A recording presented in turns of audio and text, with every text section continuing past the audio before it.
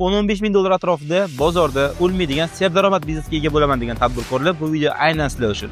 Ko'rib turishingiz mumkin, barchamiz sevib iste'mol qiladigan, ayniqsa bolajonlar sevib iste'mol qiladigan kukuruzda qanaqa ishlab chiqariladi, ko'rib chiqamiz.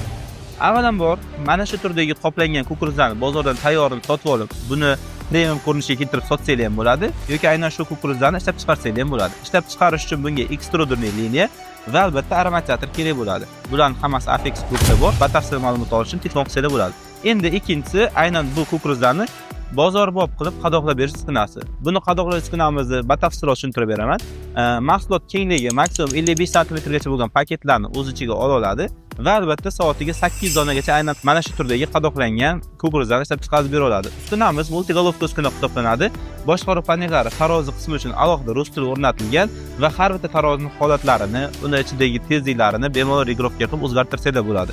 Bundan tashqari, polni sistemamiz uchun esa alohida yana boshqaruv panellari mavjud. Bundan tashqari uskunalarimiz oziq-ovqat sohasida ishlatilganligi sababli to'liq SOS 304 zanglamaydigan metaldan ishlangan bo'lib, bemalol test ruxsatnomalarini ham olsanglar bo'ladi. Endi esa buni ishlatib ko'ramiz. Bitta knopka orqali bosasizlar va liniya ishlashda davom etadi. Aynan ushbu uskunamizga keladigan bo'lsak, bu kukuruz, semichka, chips va shu turdagi barcha mahsulotlarni 1 kilogacha qilib qadoqlab bera oladi.